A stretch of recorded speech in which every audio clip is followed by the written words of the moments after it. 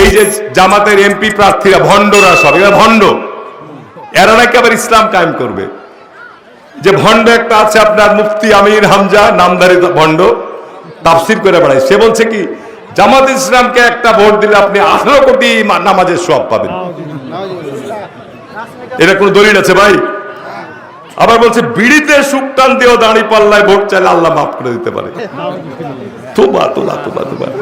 এই ধরনের অসংখ্য আজকে যুবকরা আছো যারা, এরকম অসংখ্য আজকে এমপি পদপ্রার্থীরা এই ধরনের বলছে আপনি জামাত না করেন আপনি স্পষ্ট অমুসলিম। মানে জামাতিরা শুধু মুসলমান, তো সারা পৃথিবীতে সৌদি আরব, আজকে মক্কা মদিনায়, আজকে ইরান ইরাক কাতার তুরস্ক যারা ওখানে মুসলমান মুমিন, তার ঘরেও জামাত নাই, তাহলে কি ওরা কে সব মুসলমান না? বলেন তো। এই যে তারা আজকে ধর্মকে নিয়ে, যে রাফিক বলল কোরআনের আয়াত থেকে, এরা জাহেল। ডক্টর শফিকুর রহমান জামাতি আমির, উনি বলছেন চাঁদাও নিব না, চাঁদাও নিতে দিব না। আমি ভাই আপনাদেরকে অত্যন্ত স্পষ্টভাবে বলছি, ইসলামী ব্যাংকে যান, চাঁদার জন্য দরজা খুলে দিয়েছে। ইসলামী ব্যাংকের যত বড় বড় মিল কলকারখানায় তারা লোন দিয়েছে, বাধ্য করছে যে এই বুলবুলের জন্য টাকা দাও তোমরা। তো এগুলো চাঁদা না? কি চাঁদা না এগুলা? এগুলা হাদিয়া না, এগুলা বাইতুল মাল।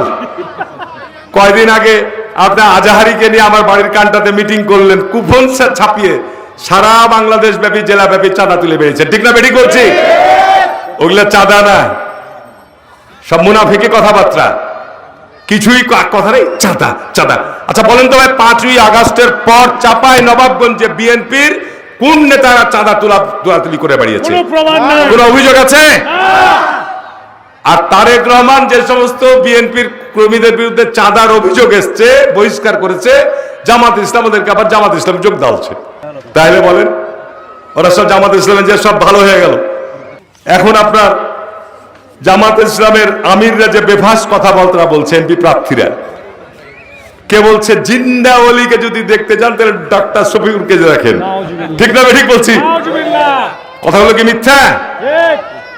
তো লতিফ ভাই দায়িত্বশীল মানুষ, যে বিভিন্ন হাফেজিয়া মাদ্রাসায় বাচ্চা বাচ্চা ছেলেদেরকে দিয়ে রেখেছেন, তারা ওখানে কোরআন শিখতে গেছে।